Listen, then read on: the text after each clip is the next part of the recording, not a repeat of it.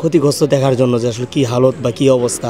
School থেকে ছুটি নিয়ে দৃশ্য দেখার জন্য আসছি। ক্ষত বিক্ষত হওয়া নিথর দেহ যেখানে পড়েছিল সেই মাইলস্টোন স্কুল অ্যান্ড কলেজের ঠিক পেছনেই দাঁড়িয়ে আছি।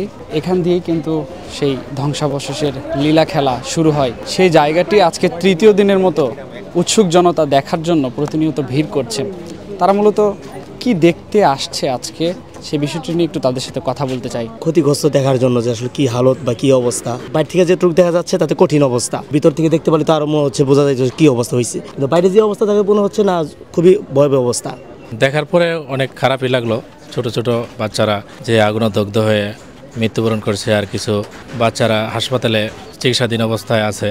তো আমি দোয়া করি যারা চিকিৎসাধীন অবস্থায় আছে তারা যেন দ্রুত সুস্থ হয়ে যায়, আর যারা মারা গেছে আল্লাহ তাদেরকে জান্নাতবাসী করুক। আমি দৃশ্যগুলি দেখছি যে সেই আগুনের যে ঝাল, ছোট ছোট বাচ্চা মারা গেছে।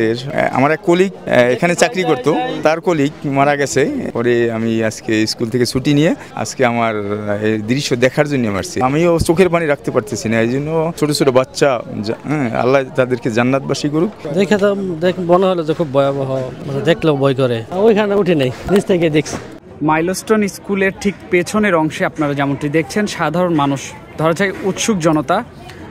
গত 2 দিন আগের একটি বিমান বিধ্বস্তের ঘটনা, স্কুলের শিক্ষার্থী নিহত এবং আহত হয়েছে, সেই ঘটনা দেখার জন্য এখানে কিন্তু ভিড় করছেন সকাল থেকে এখন পর্যন্ত। আমরা যেটি লক্ষ্য করছি, ছোট থেকে বড় সকল বয়সী মানুষ একটি ছোট্ট বিল্ডিং রয়েছে সেটার উপরে উঠে সেই ক্ষতবিক্ষত যে এলাকা রয়েছে সেটি স্কুলটি দেখার চেষ্টা করছে।